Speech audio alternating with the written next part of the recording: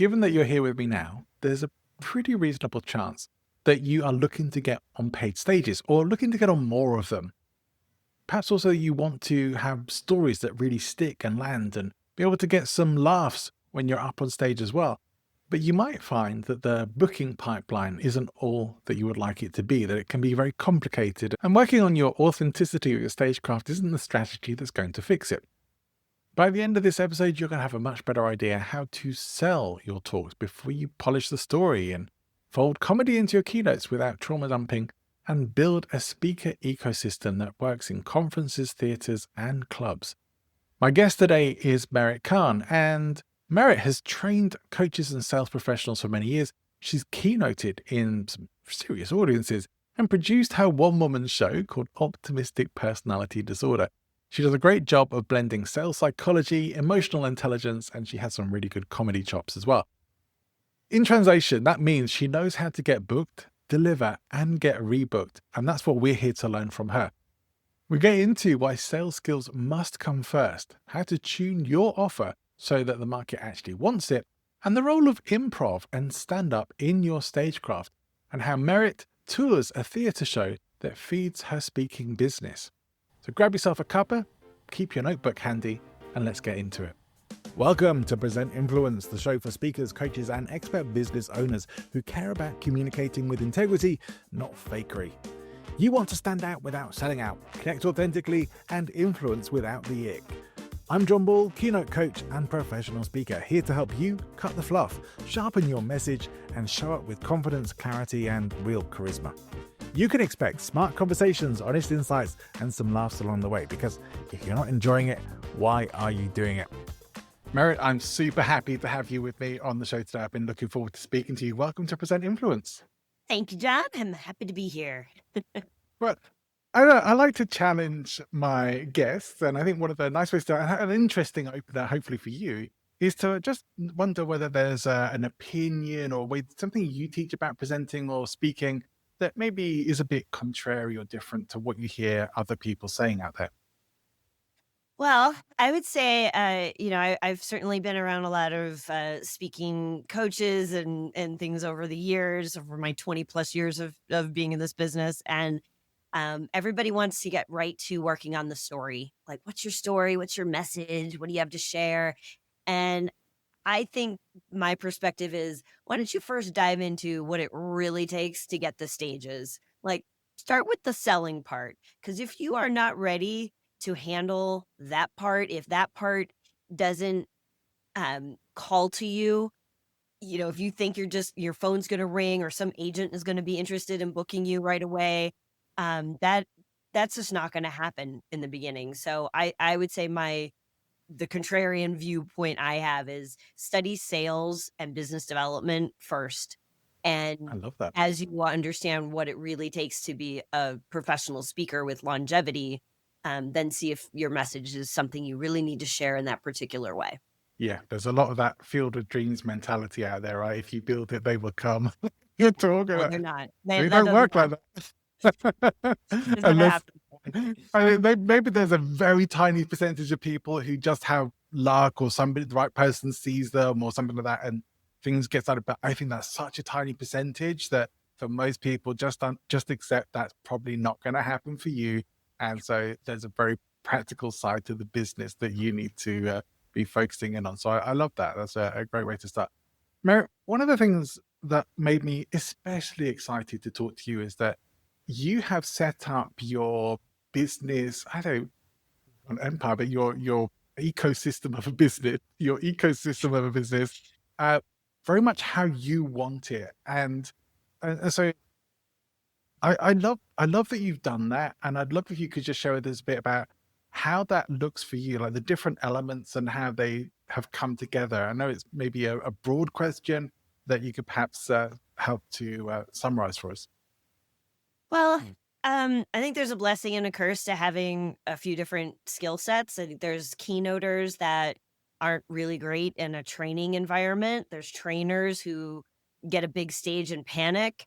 I came up through the ranks from training, but because I had a background in acting and being on stages in the theater perspective, I was comfortable as in a keynote role as well. So I kind of was I had some different elements that I could play up or play down depending on, what was needed for that particular client or opportunity. And then consulting kind of came along into the picture and coaching. So, all these things are related, and at the end of the day, it's what's the message, what's the expertise that you have to share, and then what's the best way to communicate that. Yeah. So it's not just I'm a speaker, which means I have something to say, but how I do it is only on a stage. It's no, I have sales expertise, I have expertise about how you can be a more emotionally intelligent leader. I had something to say about that, and depending on the environment that makes sense for the client, I can say what I need to say in a lot of different ways. Yeah. We could do coaching, we could do consulting. It's like, so it's all of those things. And I think my business really, it ebbed and flowed with what the marketplace was needing at the time. So sometimes over the course of my, again, 20 plus years, I started my business in 1998 with primarily a training company at that time. And then it became more focused on speaking. And then, you know, the, the 2008, it was like, okay, well, let's do some consulting because there weren't, so it's, and then COVID, it was like, okay, well, let's just do coaching. So it's, it's a little bit of, here's what I have to share, marketplace. How do you need it? How do you want it? And I So think that's important. yeah, so it's a lot of it's come about because you've been responding to what the market wants rather than just setting it up how you want. Yeah, a little bit. I mean, I remember right before COVID hit, I made a real concerted effort. I was really going to go after more of the bigger stages, and I really wanted to grow. I wanted to dial up the keynote part of my business, and then obviously that was a terrible choice for that moment in time. Yeah. So I'm like, all right, well, let's not be in an argument with reality. Like that's going to take a while to come back. So I just kind of dialed it back, and then I was just like turned the dial up on coaching and consulting, and everything, was fine. I weathered that storm, and then when that storm was over, it was like, "Okay, well, what do I really wanna do now?" Well, now I'd like to do my theater show again, and Yeah. let's lean into comedy because I think people need to laugh, and so it's a little bit of market driven, but it's Yeah. also very much, what am I called to do? How am I called to serve, people in this at this time? Yeah. Which is a great to look at. I wonder if, much like myself, if you've encountered this or working with people who want to do these sorts of things, but do them all at kind of at the same time. They want to have all those different, or some or all of those elements all at once with their business. Have you seen Yeah. that before? I mean, I've certainly done that. It's like all these elements. It's just like you're doing everything. Like, what does everybody need from me? Like, I got it. I'll do it. It feels a little chaotic. I think it's been easier the times when I've kind of zeroed in on, my offer at the moment is this, and we can expand on that, we can augment that, but primarily this is the offer. And I Yeah. think when there was more clarity about who I was serving and how I was serving them, then it the marketplace loves clarity, right? So I think there were times I will freely admit the things that I made mistakes in. There were times when I might say to somebody like, "Well, what do you need? Like I can do so many things. Wave your magic wand and what are you hoping for?" And it's too much for them. If they're already in a state of confusion, they don't wanna have to figure out how to pay me, how to work with me. So I think the times when I was just more clear, it's like, I can work with you in 3 ways. We can do this, we can do that, or we can do this other thing. And one of those is usually a better fit. Yeah.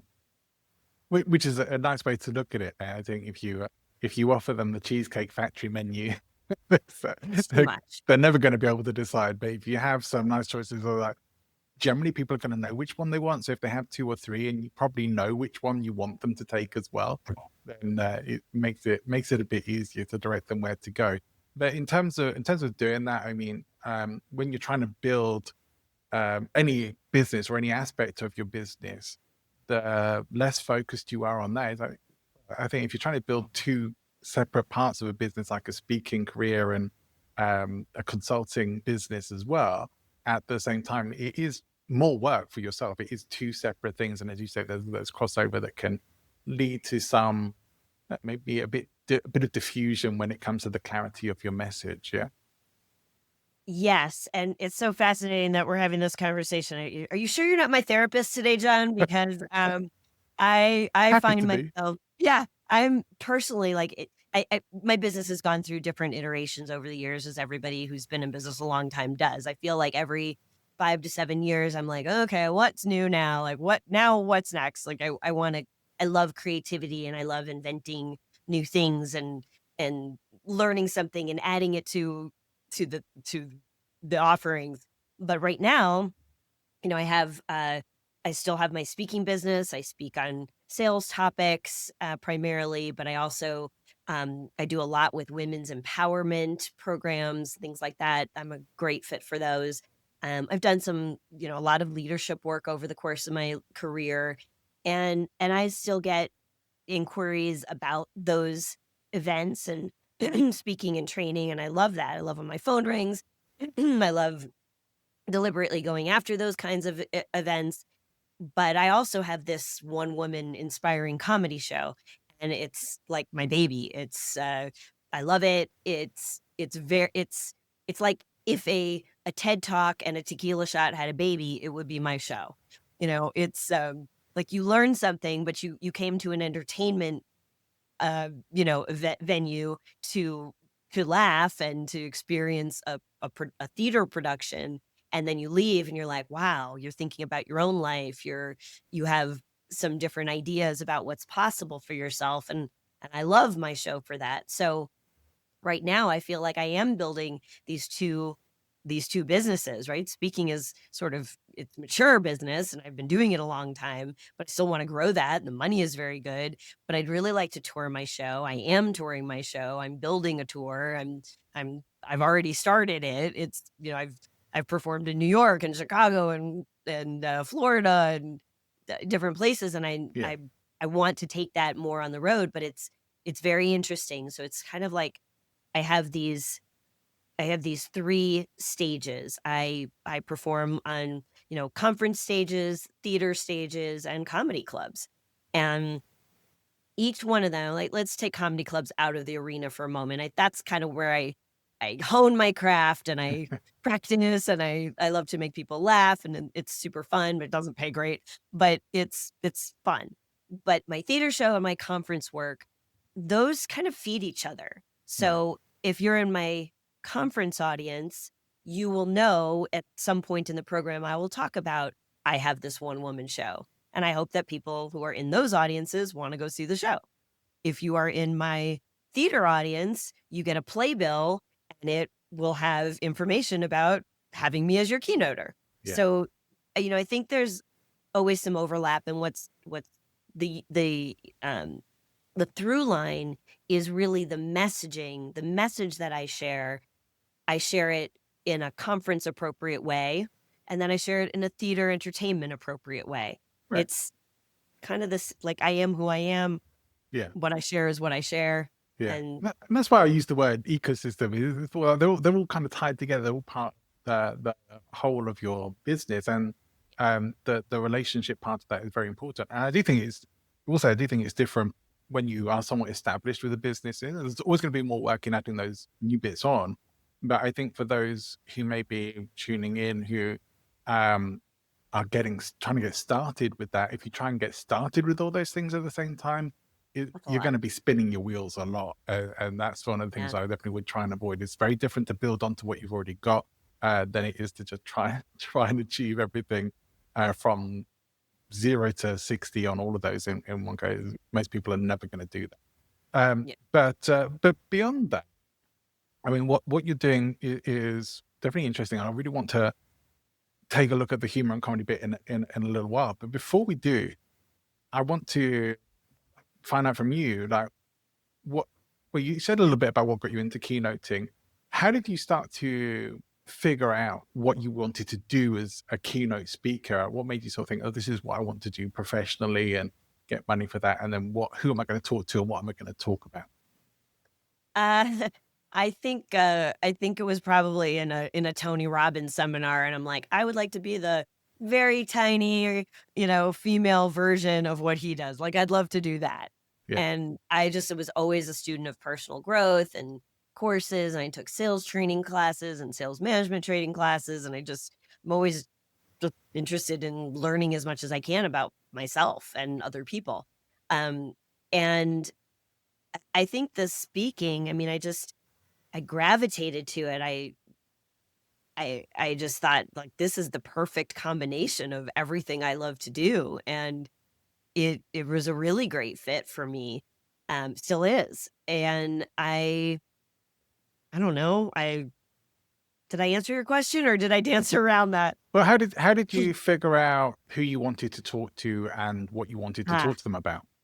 I think that really grew up out of the sales training that I was doing. So I was in radio advertising sales, and I had an opportunity to be a manager for a new startup radio station.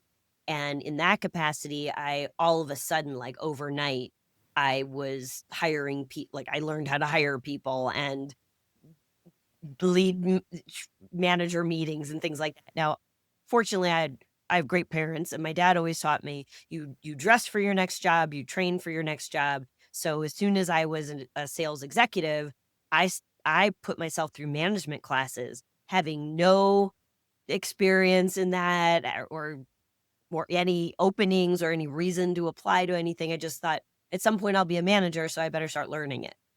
I wanted to also be a better, um, salesperson for the manager that I was working for. Like if I understood a little bit more about what his, responsibilities were, then I could be a better, worker bee.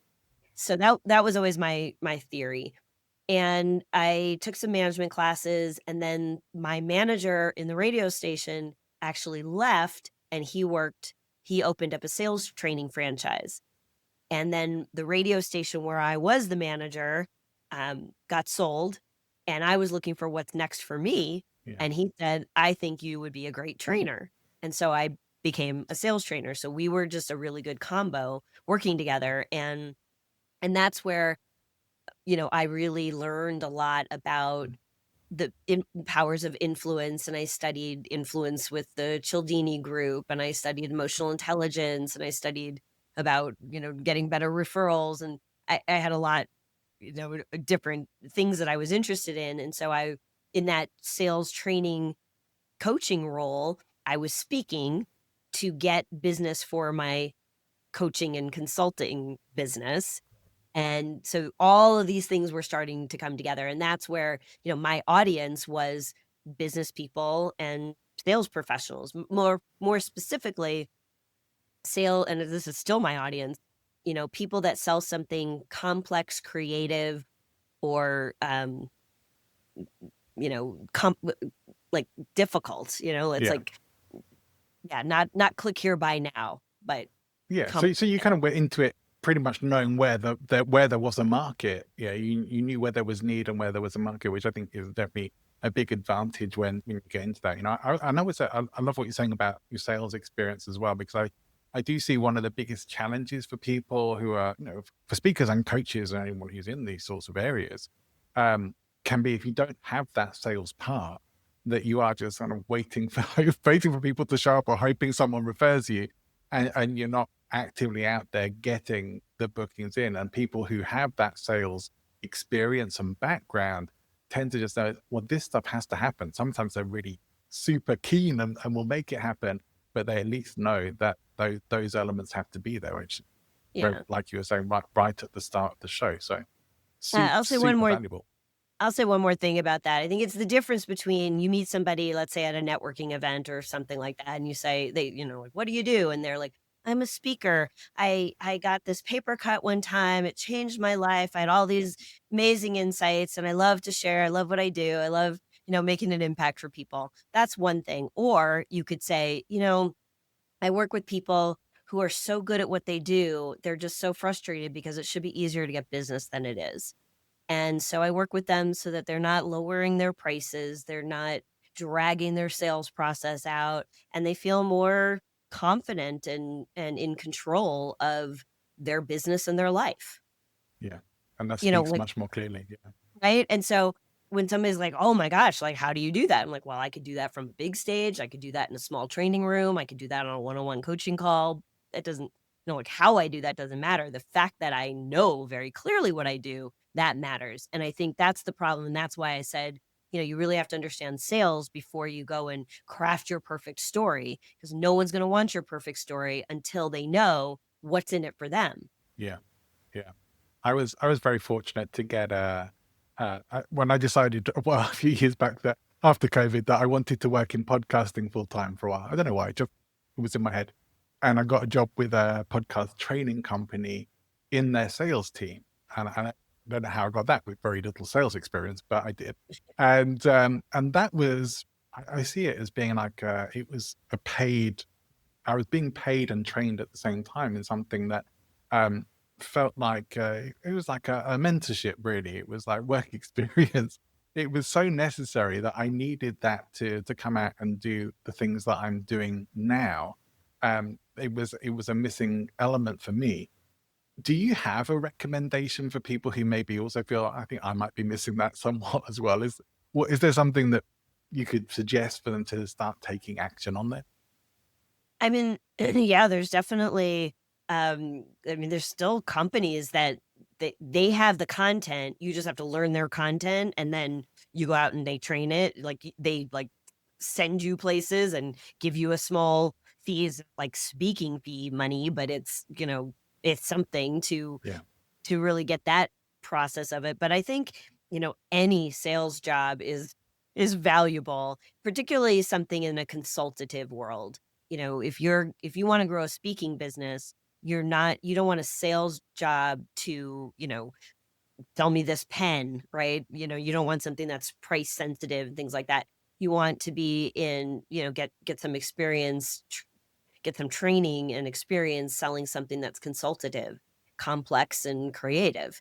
yeah, And when you understand the elements of how to be persuasive and ask good questions, that makes a really big difference in your ability to sell yourself later on. yeah. Um, I feel like you. I feel like in some sense, all of the speaking and the sales training and management experience and all of those experiences that I had really set me up to produce my own theater show. It's one thing to write a show and perform a show, but there's a lot of actors that don't know that they can't be their own producer. Yeah. Well, I can, and that gives me a lot more flexibility, and opportunities to be profitable in that world where many people can't. Yeah. And was the show something that's like been in your heart and mind for a long time? Just like right now's the time to do it, or did it have a different genesis? Um, it's so interesting to me because I feel like I've seen so many good keynoters.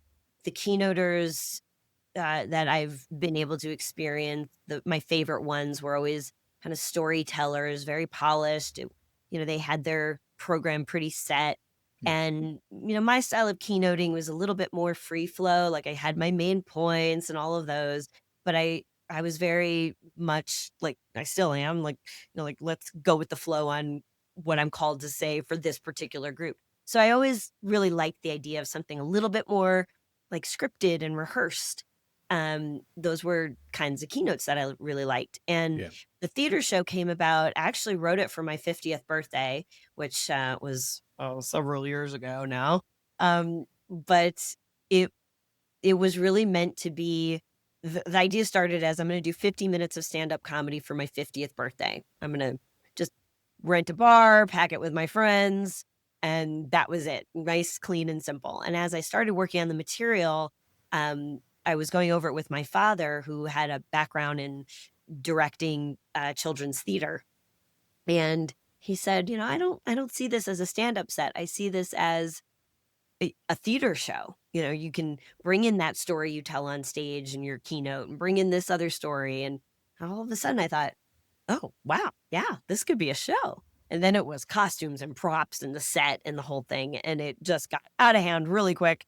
But it was beautiful, and I thought it was gonna be a one night only experience, and I got off the stage, and I got more compliments from that piece than any of the other work that I had done, and people were saying how it was impactful to them and what they got out of it. This one woman said, "I talked about a journey back to who I've always been," and she said, "I could relate to that."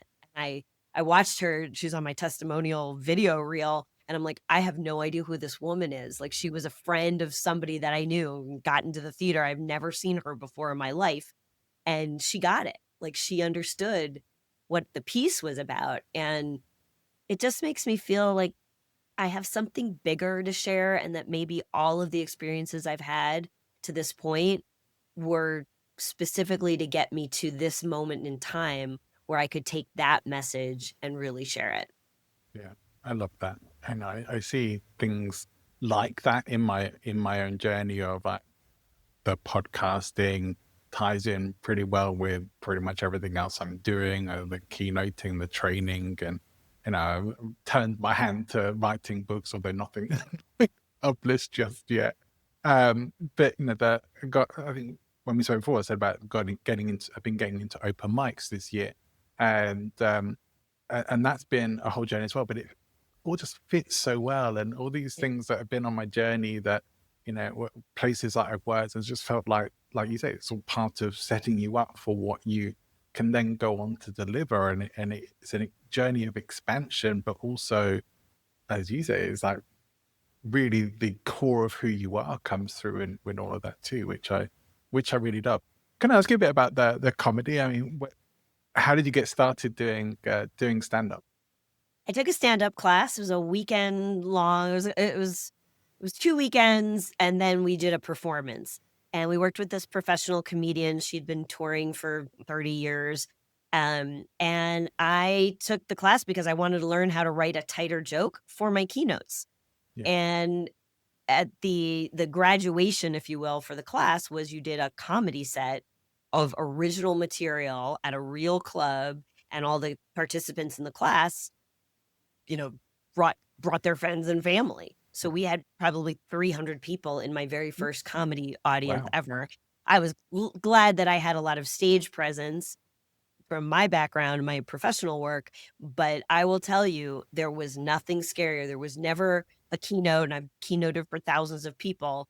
I have never been so scared as to take the stage with 300 people in the room to hear 7 minutes of my original stand-up material, and it yeah, was her brand of comedy was very personal. okay, So, it wasn't like, "What's the deal with old people backing out of the driveway?" It was like, yeah, you have to reveal something that you've never shared with people, something that was important to you, painful for you, something that you're ashamed of or afraid of, and when you go through that process of wringing it out and finding the funny in something that was difficult, then and you express that in humor on a stage, it just breaks you open in ways you've never experienced. And that to me, like when I got off the stage, I thought, "Oh my God, I have got to do that again." And then I did what anybody would do with that feeling. I completely ignored it for 2 full years. I just was like, "That was amazing, and I'm never doing like, I can't do that again." Um, but 2 years later, I found myself going through a divorce, and I was writing a lot about how frustrating that whole experience was. In fact, it's really funny because my whole marriage was very challenging, we'll use that word, and I had been writing and writing throughout my marriage about different challenges, and it was funny because in my journals as I was going through the divorce, I'm like, I really feel very upbeat about this. I think we're really gonna get through this divorce. I think we're really gonna be friends at the end of this. I just feel so good about this." And then I looked at it and I thought, "Oh my God, I'm the one with the problem." Like, what world do I think I had a 17-year really difficult marriage and my divorce is gonna be easy? Like, who am I kidding? Like, I think I have optimistic personality disorder. And I wrote it in my journal, and then fast forward years later, that's the name of my show, Optimistic Personality Disorder, because as I was writing the show, I realized, "Oh, I have always been glass half full and silver linings, and sometimes a little to a fault. Like, sometimes I take it a little too far and I need to see the reality of a situation. But I Yeah. think it's always been a superpower of mine to find the humor. And and that's basically the message of the show is like we all go through ups and downs, but what's funny about this? Yeah. And the sooner you can find your funny, the lighter and more playful you can be. And actually brain science is when you're relaxed and you're laughing, your neurons are firing differently and you have more space capacity to come up with new solutions. So humor is really not a nice to have. It's really necessary, especially when you need creative solutions to complicated problems that you're just not going to get those answers when you're stressed out and in the thick of the fight. But if you can relax and get to the funny, you might have some new solutions that you never really thought of. Yeah. I do think it's so important for speakers. I've said many times on this show and in other places as well that I feel that sometimes some speakers, especially those who are very sincere, very earnest speakers, um, sometimes forget that there's a big entertainment factor in speaking, that Yeah. you do need to keep your audience engaged and entertained throughout your keynote talk, because it's a long time to be listening to someone. Now, even Shakespeare knew that you had to throw in some comic relief into a tragedy, right? There you Because it's go. a yeah, because it's a long time for people to get through that. They change the pace a little bit. We need to do that as well, and it also gives more impact to what we do. And one of the things I said to you that I think we agreed on when we chatted before was about how that I do feel now that having done more open mic and written more comedy material, that the growth that I've been experiencing, the change that difference it's been making for me, makes me think this is something that anyone who's doing speaking in some professional way should do as part of their journey to speaking. I don't, like you said before, it's kind of not optional. It's something that we should do, even though it's very scary for a lot of people. Absolutely. And I think there's more than just stand up. I've taken improv comedy classes as well, Right. and that helps you in a lot of different ways because you just really never know what's going to happen on a stage. You never know, if you do any sort of interaction in your keynotes or your training, then you have to be ready to play off of people's responses and, let somebody else have that moment in the spotlight and be the funny one and Yeah. like there's just a lot. So I think, people that just study speaking or the business of speaking without really understanding, there's an art to storytelling, there's an art to, a stand-up joke, there's an art to improv, there's an art to, you know, body language and, just movement on a stage. And so there's just a lot to incorporate into it that separates the top performing keynoters from the folks that are just, like, "I have a message to share with the Yeah. world and, you know, bring me in." No, 100% that.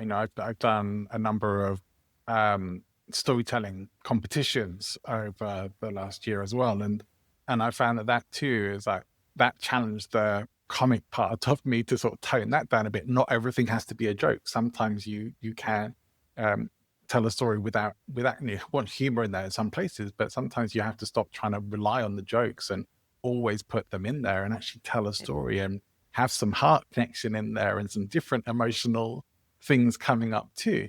But yeah, I know there's people who even do that in their comedy routines as well. Improv, definitely something I want to do more of as well. I have some experience with that, but not as much as I'd like. But I think they're all critical skills that improve how you show up on the stagecraft as well that you're talking about, the movement.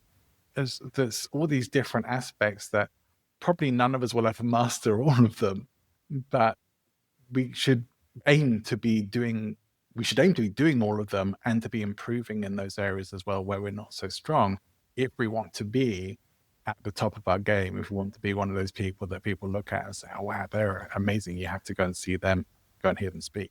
Yeah, yeah. I think it's just even just understanding them. I mean, I it's funny because I took an acting class. It's been many, many years since I had taken an acting class, and I took one just recently. Um, And, I hired several different directors to help me with my show. And it's funny because it's like somebody said to me, like, so let me get this straight. You're taking acting classes to perform your show better, and your show is really you. So you're taking acting classes to be more you? Like, that feels weird. And I'm like, that is a little weird. Like, that's not, but there's the show has so many layers to it.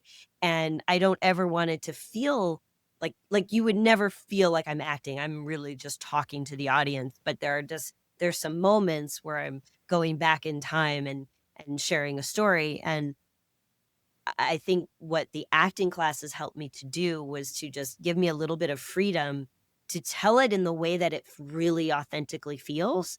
Hmm. But I think prior to the acting classes, I was I was acting the story. Does that make sense?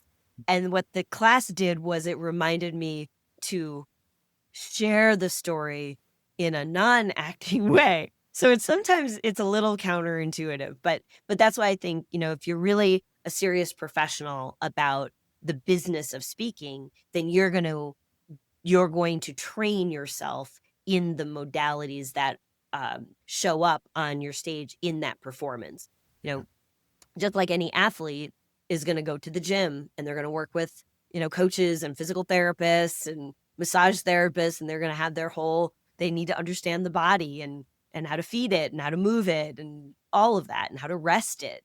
And as speakers, we need to understand the principles of all the different types of performance that go into our programs. Yeah, doesn't sound so much like a soft skill when we talk about it like this, does it? It sounds pretty No, intense, but it yeah. is. It's a multifaceted business and activity that has so many different paths to mastery. And as well, I mean, there's a lot of professional growth through all these things, but I also, in my experience, there's a lot of personal growth that comes through these journeys as well. And I wonder for you, what do you feel has been your own personal journey of growth through your speaking career in its many forms? I would say definitely when I started my business, it was a journey of entrepreneurship. I had no idea. I did not come from a family of entrepreneurs. I, um, really had no idea. I worked for a company. If you were out of paper clips, you went to the storage closet and there was paper clips. I didn't know that. Oh wait, like I'm running the show here. I have to everything. And so that I think was a big learning piece. It was interesting. It was a different um, mindset to sell a product, even if it's a service. Like I was selling training, and even though I was the one of the trainers and coaches in the office, it was the program that you were buying. I was kind of interchangeable. Like, I would be your coach if I enrolled you, and that was great, but I was like one removed. Whereas with speaking, I am selling myself. It's you're buying my message from me in this way. And so there was a lot of growth, a lot of, battling self-doubt and who am I to do this and imposter syndrome and all the things. But you have to believe and with such conviction that you're the right choice for that particular audience, for that particular event. And then you close the deal and you're like, "I hope I'm the right choice for that particular audience." And that happened every time. That never went away. Never went away. Still to this day. I'm like, I've got an event I'm doing next week, and I'm like, "Hope I'm the right choice." It's like, but I've been working on it and I've interviewed them, and I know for damn well sure I am the right choice, but wow, you still have that. But do you think that's healthy? Is it potentially a positive thing to have that little seed of doubt or insecurity? Does it help you to keep growing and keep that? All right, to have that intensity of I have something to prove to myself and maybe to them as well, and um, that it actually keeps you more on your toes than you might otherwise be. I definitely agree with that. I think, every time I always said, and I think I had a mentor who said this originally, she said, if you get on a stage and you're not nervous, then that you should stop being on stages. She's been doing this for 40 some odd years, one of the highest paid professional women speakers out there on the circuit, like Connie Podesta. She's amazing. But she would always tell me, like, the moment I'm not, like, I don't have a little bit of a butterfly right before, that's the moment I'm done. She knows her program. She's been doing this, forever. She knows the moment they hand her the microphone and she's doing her thing, like, the butterflies are gone because she's in her zone. But yeah, I do think it's healthy. I just think that I can recall times in my career when I took a job that I wasn't actually sure I was the best fit Right. for whatever reason. I had a Same here. hole in my calendar, I needed money, or like, Yeah. right? Like, there's a million reasons. Um, and those were the times where it wasn't just enough self-doubt to keep me sharp. It was like legitimately like, I really don't know if this was the right choice. Yeah. And I made it work, and I've never I had one time in my career out of all of the programs I've done for more than 20 years, one time when, I we were on such different planets, like, I did all the right interviews and all the right conversations to set me up and understand their audience, but it was the first time that they were, doing their event in this particular way, and, I think the person in charge really didn't know what their audience would really appreciate, and so we kind of leaned into something that was a little bit more entertainment focused. Because Yeah. usually I'll ask people, "Do you want, like, entertainment, engagement, or education? Like, of those 3 things, what's the mix? Like, I'm gonna give you all 3, but do you want 70% entertainment, 20% education, 10% engagement? That's a different program from 50% education, like, let's get it right." And I literally would take all my material, and based on their kind of percentages, I'd be like, "Okay, I need a few more jokes here," or "I need another engagement exercise here." And so we built this based on his coaching for me, but the audience didn't respond as we had anticipated, and I think that was, and he and I did a debrief afterwards, and it was like, "Okay, we kinda missed the mark on what I thought the audience needed, which is why the program wasn't a hit, and so maybe it's me, I should have asked a few more questions," or whatever, right? Like, so that, I think every speaker, if you're speaking long enough, you're gonna have one of those stories where you missed it. Yeah. Yeah. So, I mean, especially if you do stand up, right? I mean, you must we all have what about those experiences of bombing on the stage, and it's like, well, what do you do about that? What do you do when how do you come back from that? But you do, because you kind of have to, right? And but they're Oh, yeah. good because they show you that it's not always gonna be easy. It's not always gonna be the same audience. It's not always gonna work the same way. You're not always gonna show up exactly the same. Well, I've learned a lot of lessons that have helped my speaking career from doing stand up.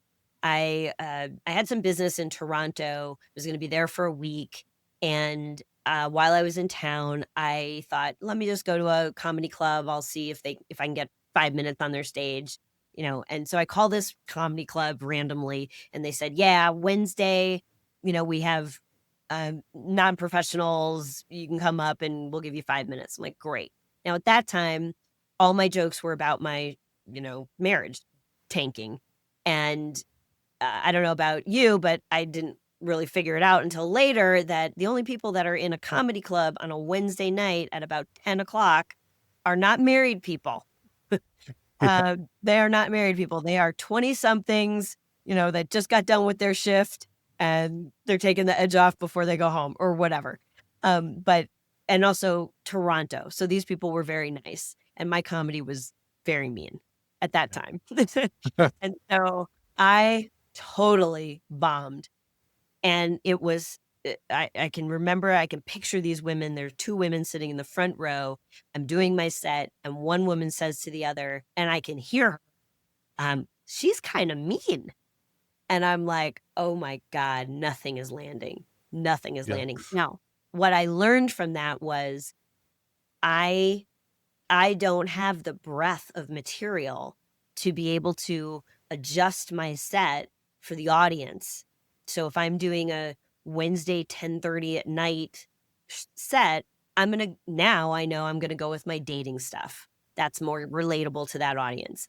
I perform now with a group called Moms Unhinged. We travel the country. We sell out big theaters, 400, 500, 600 seat theaters, and most of that audience is women, middle-aged women just like me, and they love my marriage and divorce jokes, they love my parenting jokes, but I am not taking my parenting jokes to the downtown Denver comedy Sure. club where most of the audience is men. Right. So, you know, and how that relates to speaking is know your audience, know what they need, make your humor or your stories relatable to them. So even in my keynotes, like there was a time when in my keynotes I had a story that I told about my son and it was like, okay, it's good. It's a good story, but it wasn't as good a story as a story that I had about somebody that was new on my management team. Right. So it's like you gotta how personal can I be? You Yeah. want to be relatable, but so basically know your audience is a really good principle for anything. Yeah, and I think you really did a nice job there of illustrating exactly why and how to know Yeah. to know your audience. And I think that also highlights how, as speakers, we do need to have that flexibility and adaptability. That it's not just write to talk and learn it by heart, be able to do it Yeah. by rote, but to be able to adapt things and say, oh, as you said, we need a bit more jokes in here, a bit more story, or change the story for that audience. It's important to be able to have that. A lot of that will come with experience, but we should Yeah. try and have as much of that upfront as we can. I know on top of all these things you do, you have a podcast as well. Can you just tell us a little bit about that? Yeah, we're not currently recording new episodes of the podcast, but it's still out there. It's called The Smarter Sales Show. I did that with co-host Julie Holmes. We did that. That was a kind of a COVID project. Lasted a couple of years. But she's really savvy with all things technology, and I'm really all about technique and people skills. So it was the tech and technique to sell more and stress less. And so the content that's out there is still very, very relevant and very good. And we did a joint keynote together Well, out of that podcast that was really fun to do. And yeah, I think the world of Julie, and yeah. So that was the Smarter Sales Show. awesome. Right, you've been an absolute delight to have on the show. If anyone in our listener would like to know a little bit more about you or maybe come and see your show, what's the best way to find out more information? So there's 2 different ways, meritcon.com, MERITKAHN. That's, all things speaking. So if anything you wanna know about me, coaching, my consulting, my speaking business, that's all the MeritCon site.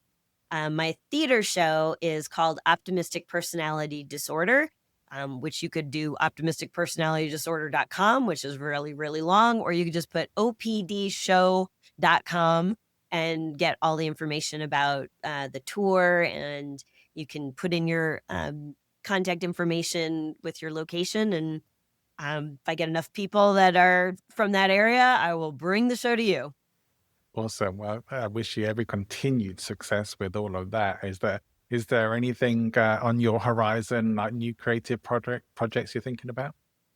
I think really what's on my mind is touring the show. I actually created something I call the work show experience. So the show is, uh, the theater component of you know that sparks. It's if you think of it, it's kind of like the keynote, right? It's like it sparks your ideas that more is possible, that you can make different choices in your life, or you can change the narrative of your own past to create a different future. And that's a strong message in the show. So I created the work show experience, which is either virtual or live, but it's a 2-day workshop where I take people through the process of what I did to create my own show and rewrite the stories of my life to give me more power of over my future. And I walk people through those same experiences. So that's where I said, like, some of my training and all of those things, That's really incredible. came together so that Amazing. not a show, it's not a workshop, it's a work show experience. I love that. I love that. That sounds fantastic. I hope people will definitely go and check that out. Merit, thank you so much for coming and being my guest today. You've been a Thanks, delight, Tim. and I hope we get to speak again. One of the things I really like about Merit, that definitely admire as well, is how she's created a business the way that she wants it, with the elements that she wants to have there.